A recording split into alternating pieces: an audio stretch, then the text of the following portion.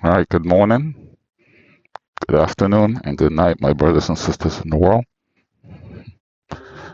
This video is just a redemption video on the Naxeon I AM Pro. All right, let's get going, and I'll talk you through it.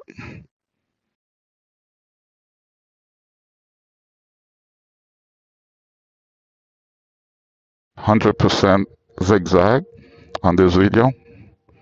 So what we're really doing is testing a new device I just bought for the Instant 360. So bear with me as we run through this.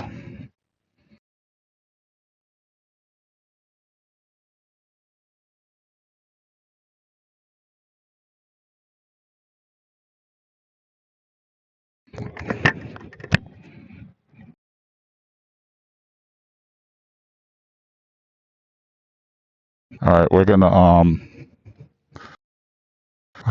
the ride route is gonna take us to the 417 in Naxeon, and then from there to Airport Boulevard to the airport, the B side, the south side, through the airport onto the 528,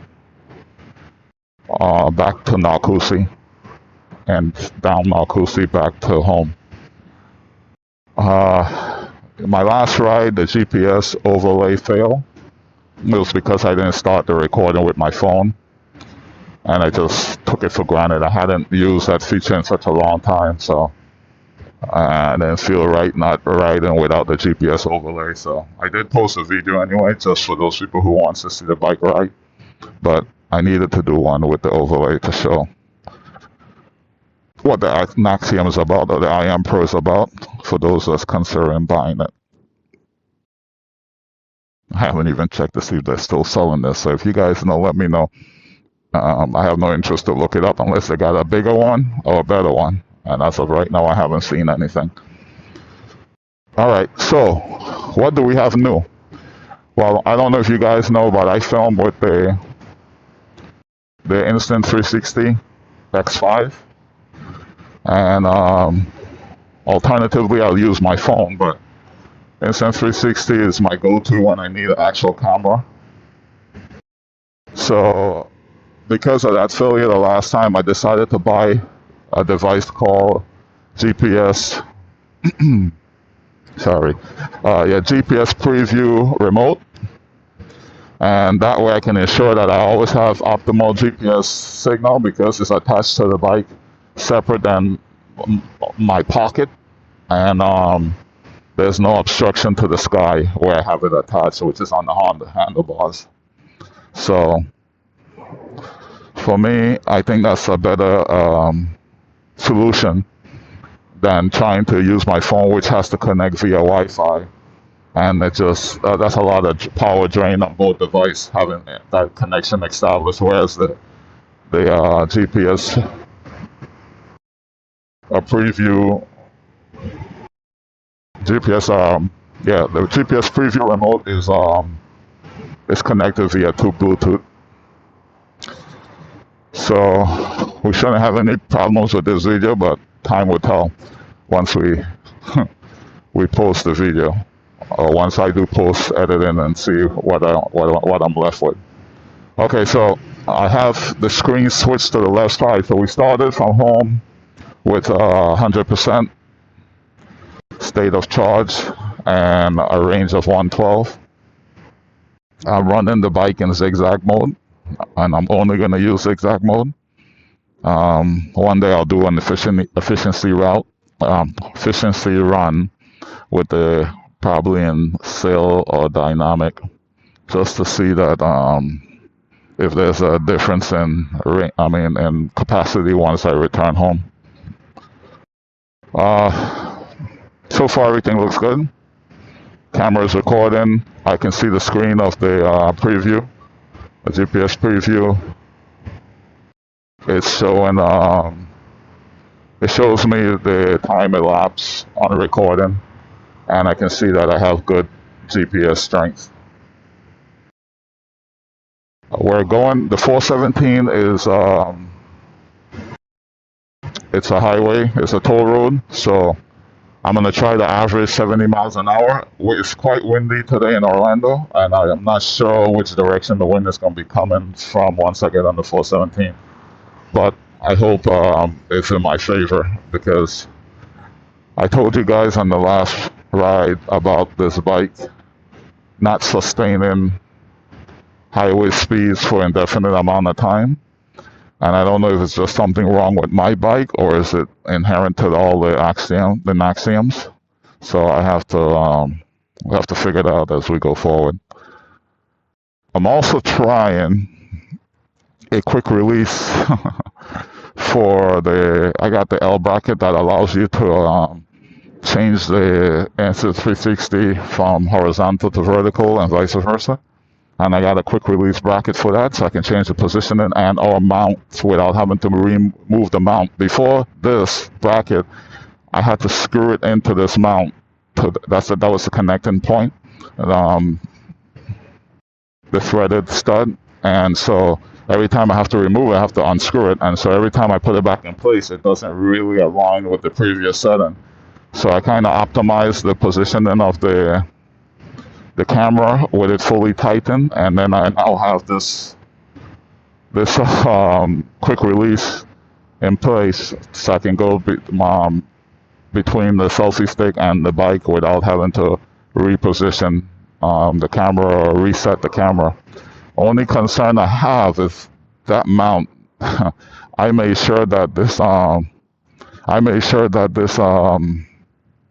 that is on there, and all four hooks are catch. However, this thing shakes way more than when it's screwed on via the threaded stud. So, two things: hoping it doesn't affect the footage, and then two, I'm hoping that it doesn't fall off in route. So I'm testing that two aspects as well simultaneously. All right, guys, we're on the 417. Time to bring this thing up to speed. I don't know, I kind of feel like I have a headwind. I'm gradually bringing it up, guys, just to kind of preserve, overheat. And it's not a bad day. It's windy, like I said, but it's not a super hot day. So I'm hoping that the bike performs well. And I'm hoping that the issues I have with this bike is not associated with heat, because I live in Florida and that's a problem. All right, so let's get up to 70. We're at 68. I'll continue to push it and get up to 70, and we'll try to hold set. Okay, we're at 70. Well, we were at 70, and then I felt a gust of wind and pushed us back to 68. All right, let's see if we can get 70. I am looking at the information. I'm pulling like 11.8 kilowatts, so I think we're going into a headwind for sure, because the bike is maxed out trying to keep the maintain 70. So, and now we're climbing a overpass, so the hump on the overpass, so that's a little bit on it. So I don't really want to keep it pegged at 100%, man. So I'm gonna back off a little bit. You guys can see, that's bad when a dump truck is passing you. But that's not really a thing, because these truck drivers in Florida, they push 70, 80, 85 at times. So it's not a thing for that to be going faster than 70. But all right, let's see what we can do here. We're at 67. We're holding 67. You know what? Dump it. This is for you guys to know. So if it shuts down because of a heat issue, I brought my little pick so I can get into the seat with it powered off. So I'm prepared for this ride. And I'm not fold over, I'm upright.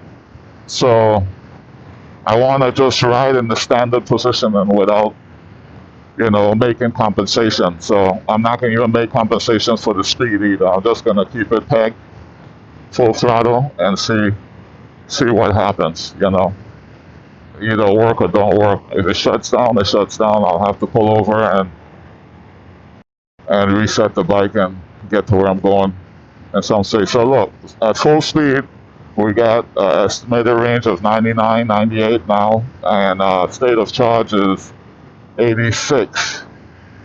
And that's because we're pulling a constant 11 point, anywhere between 11.5 and 11.8 kilowatts. With my weight, which again, I apologize for the last video, I said 350, I'm about 240, 250. Oh, I just felt her shut off. Yep, I gotta pull off. She just shut off on me. So, let me see, yep. Oh, this sucks. I wanna see what's going on. So let's see if it shuts off. And I think it's right now it's only still showing power on the screen because it's regenerative brakes, so it's supplying power that way. Yeah, it's completely shut off. So it did fall. So holding full power don't work. So we gotta do the reset, and we'll tell if it's a breaker. I'm not gonna take the. You know what? I actually can. I can take the camera off now that I have the quick reset. I mean now that I have the quick release, so I'll take the camera off and show you guys that the breaker is tripped on this, and I'll also show you how I release the seat manually. Take one glove off. So it used to be an embarrassing thing to be on the side of the road. Let's see if I can get this, okay? So it's under the seat. And hey guys, I'm sorry, but yeah, unfortunately, I lost all audio for the rest of this trip. So what I'm explaining here to you guys is how to get to the manual release for this seat. And you just remove that panel and pull that cable, and it releases the seat. So it's quite easy. I actually have a video of how to on this channel for that process. All right, if you look at the main breaker, I don't know how well you can see it, but you see some orange debris on it. I'll try to get in closer here for you guys to see, but it's worse than it looks via video. But as you can see, the breaker was tripped, so I reset the breaker and it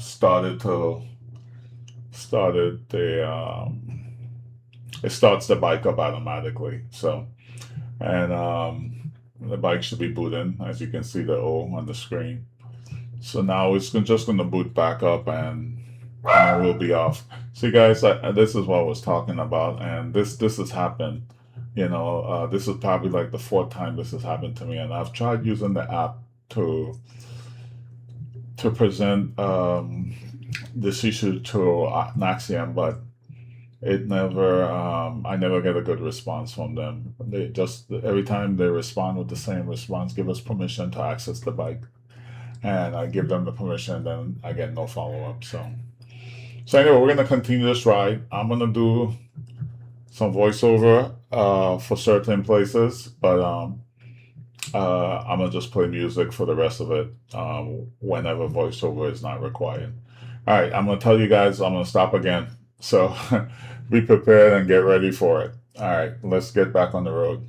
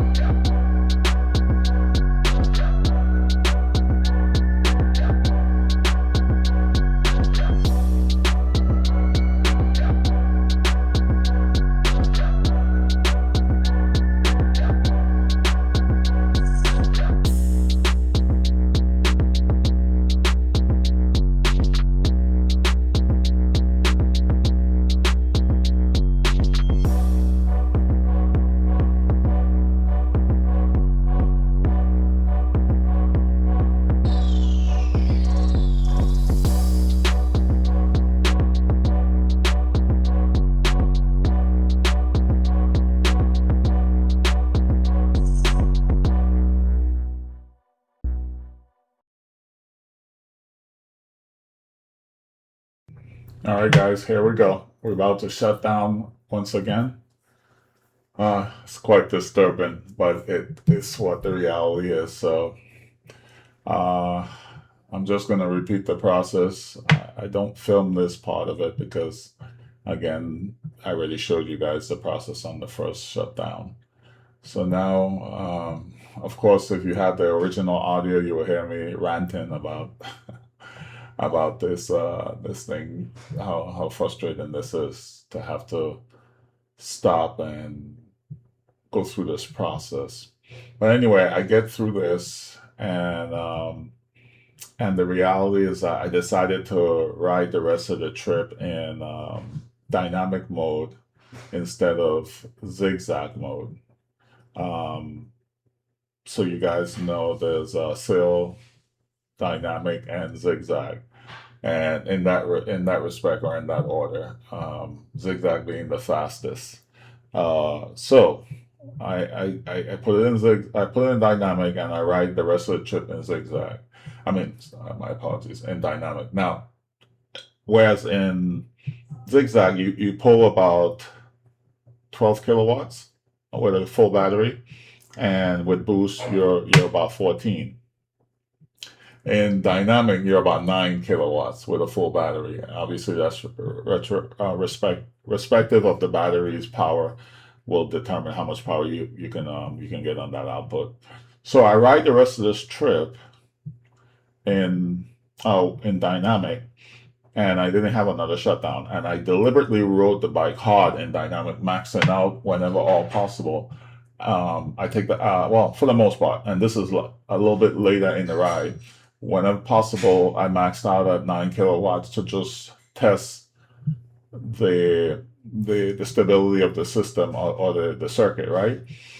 Well, it did not. It never failed, never tripped again in dynamics. So it's obviously a load issue, and whether or not it's something related to the circuit breaker or something else within the bike. The circuit breaker is tripping, so something is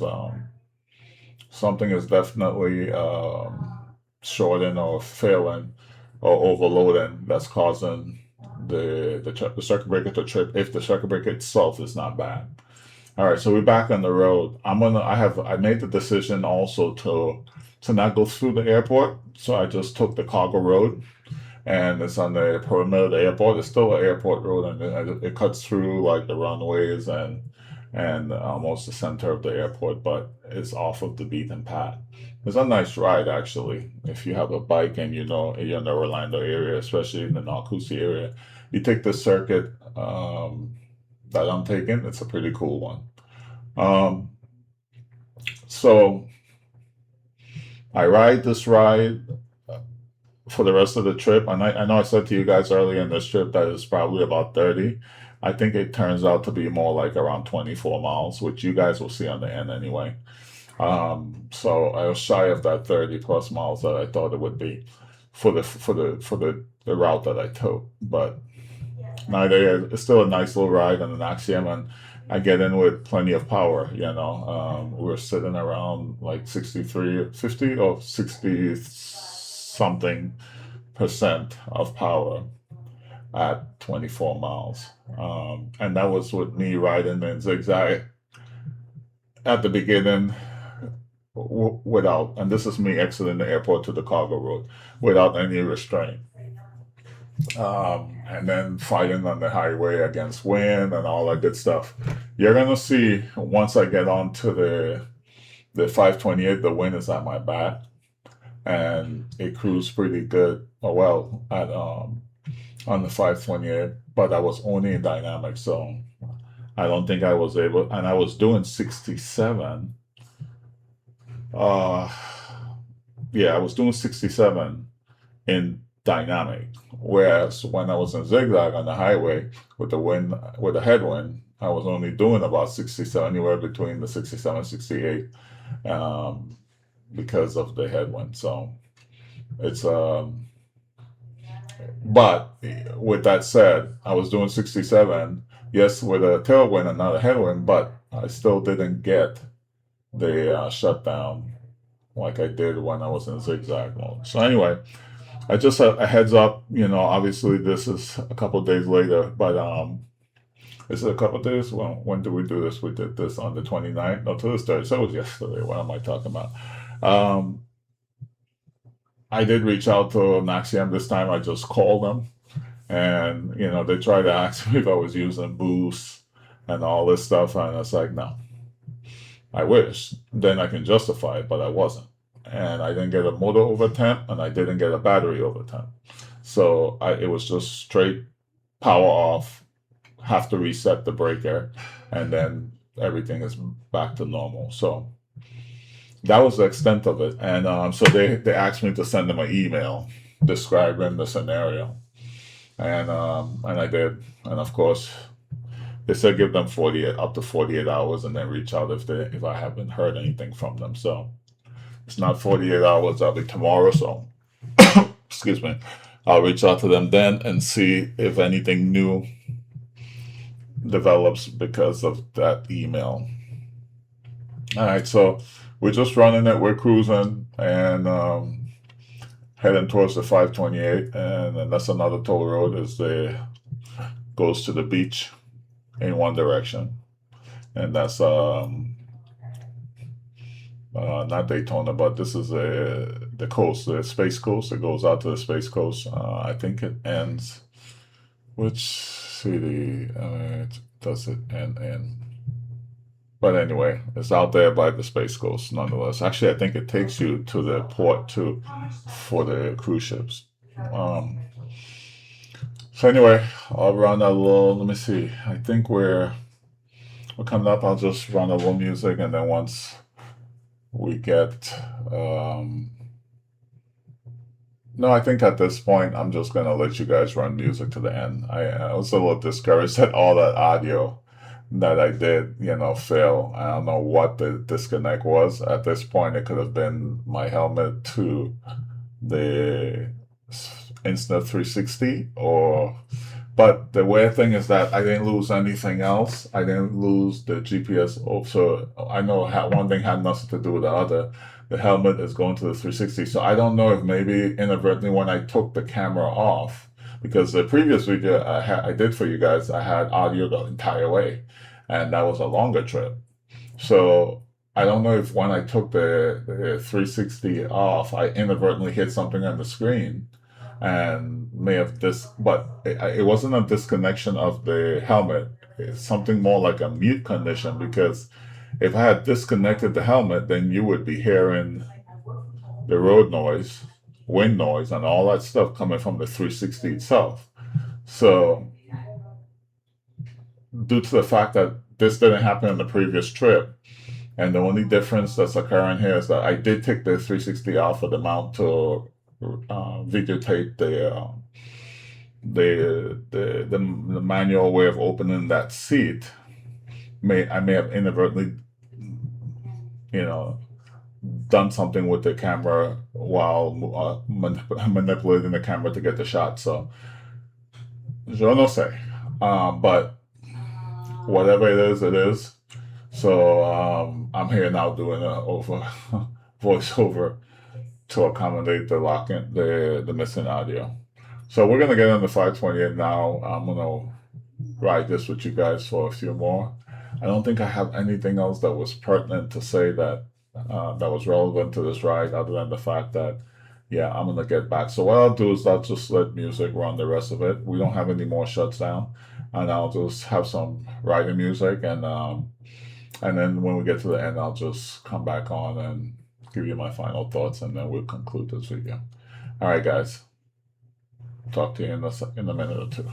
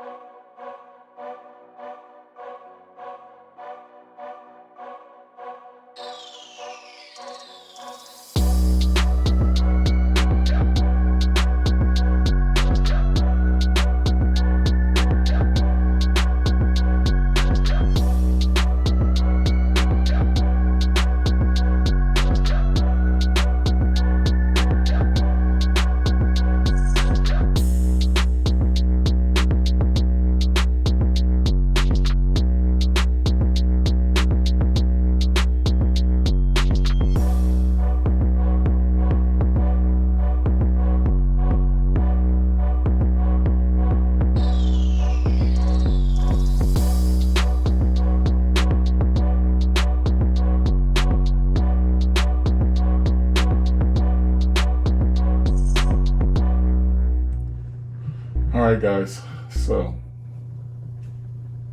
here we go. We're on that final stretch, just about home. So yeah, I'm gonna start like running it a little harder now, just to kind of see what happens in dynamic. So um, I think we're okay in terms of dynamic. I think there's only a problem when we're running the bike in zigzag. So this is gonna show that reality here shortly. Um, but it runs fine. You know, the bike really rides really well. Like I told you guys in previous video, the seat is a little narrow for my behind, but it needed to be, if not wider, just made with a different material, something more like a memory foam or a softer pleather leather, whatever it is um, on the for the covering. But after about 30 minutes, you're feeling it. So you have to kind of exercise those little maneuvers that you do on bikes to kind of alleviate pain, right? So, but other than that, it's good. Let's just look and see how it looks as we ride. Like I said, I was getting on it pretty good. Um, Trying to confirm that it's not limited to zigzag, obviously, but I'll keep you guys posted as we continue to go into this journey with this bike. I have it, so I'm going to use it. And I had a subscriber that reminded me of that, and it dawned on me that I haven't rode in a while, and I actually love to ride. So, not doing it is somewhat of sacrilegious because I love being on a bike. For me, it's second nature. So let's see. I'm trying to remember where I started to open it. I think maybe here on this run. Well, let's see, because I vaguely remember that I was in the 30s, and I know I would be cautious here because it's a light that always catches me. So no light. So let's see if we see the 60s that I was talking about.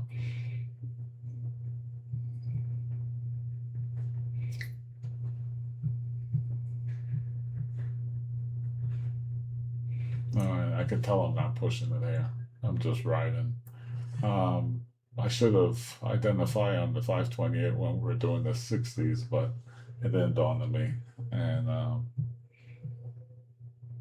you would have seen the numbers anyway. That was once I left the airport cargo road and I got on the 528. You would have seen me pushing about 60, 65, 67.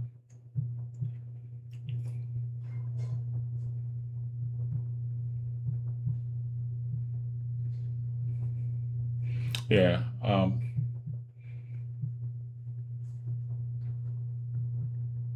We're about 1.6 mile out. Because I think we've done the ride was about 24. I don't remember, 24 decimal something, but it was about 24 miles total round trip.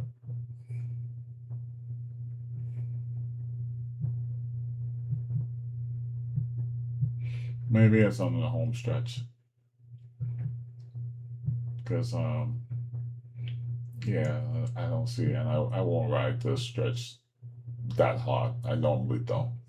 One, this road leads to the.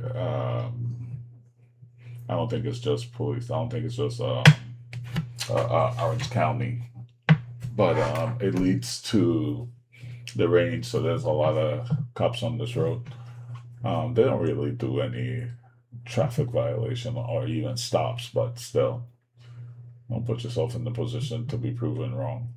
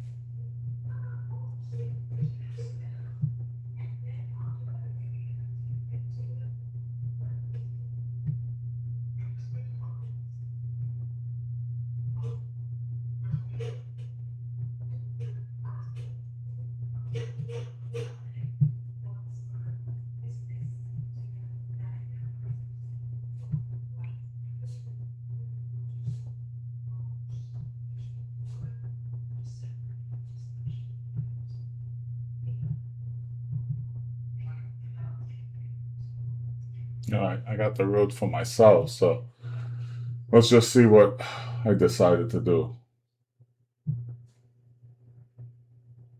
And the swerving was just for me to kind of pressure the bike a little bit to see, being on my home stretch, that, nothing occurs. So maybe at this point, the battery, based on the state of charge, maybe this was the max, and especially probably going into a headwind.